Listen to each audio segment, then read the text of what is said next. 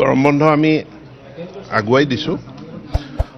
আমি আজি 23 তাৰিখ 25 তাৰিখৰ পৰা 25 জুলাইলৈকে গৰম বন্ধ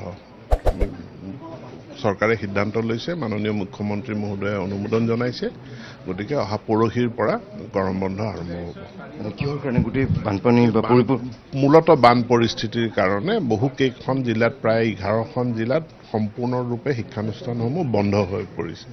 বাকীখিনিত চলি আছে। গতিকে এইটো এটা আমাৰ ভাৰসাম্যটো আমি অলপ খেলি মেলি হৈ যাব।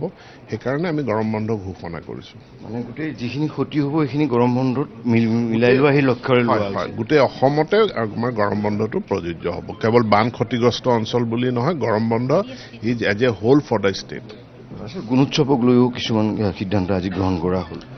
সিদ্ধান্ত নহয়, আমি গুণোৎসৱ কেইখনমান বিদ্যালয়ত আমাৰ জিলা বিশেষকৈ বৰাক উপত্যকা, চাউথ চালমৰা আৰু হোজাই জিলাত আমাৰ গুণোৎসৱ অনুষ্ঠিত নহ'ল।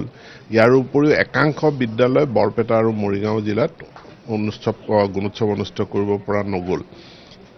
এইখিনি বিদ্যালয়ত সুকীয়াকৈ গুণোৎসৱ অনুষ্ঠিত কৰাৰ আমাৰ প্ৰস্তুতি সম্পূৰ্ণ হৈছে। বান পৰিস্থিতি হাম কাটিলেই আমি তাত গুণোৎসৱ অনুষ্ঠিত কৰিম আৰু সামগ্ৰিক মূল্যায়নলৈ যাম।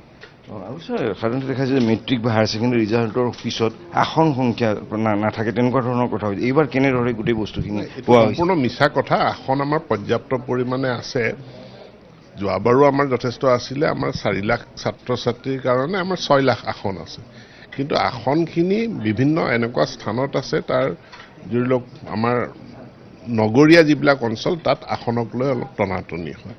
কিন্তু আমি যদি গাঁও নগৰ চহৰ গোটেইখিনি যদি আমি একাকাৰ কৰি পেলাই চাওঁ, তেনেহ'লে আমাৰ 2 লাখ ওপৰঞ্চি আসন আছেই। যিখিনি মেট্ৰিক উত্তীৰ্ণ হৈছে কোনো ধৰণৰ সমস্যা নহয়। সমস্যা নহয়। উচ্চতৰ মাধ্যমিকৰ পিছতো কলেজতো কোনো ধৰণৰ নাই, সমস্যাটো হ'ব নালাগে। নহয়, পৰ্যাপ্ত পৰিমাণৰ আসন আছে। আৰু ছাৰ, দেখা যায় যে ছাত্ৰ ছাত্ৰীক উৎসাহিত কৰিবলৈ ৰাজ্য চৰকাৰৰ আঁচনি আছে। মেট্ৰিকৰ পিছত যে লেপটপ প্ৰদান কৰা হয়, এইবাৰ কেনেধৰণে সেই গোটেই প্ৰক্ৰিয়াটো আগবাঢ়িব? এইটো মাননীয় মুখ্যমন্ত্ৰীৰ বিবেচনাধীন হৈ আছে। আৰু আজিৰ তাৰিখত আমি যিটো 2021-22 প্ৰজ্ঞান ভাৰতীৰ অধীনৰ বুক গ্ৰাণ্ট আছিল, সেইটো এট ওৱান মানে আমি DBT মোডত এইটো আমি ৰিলিজ কৰি দিছোঁ।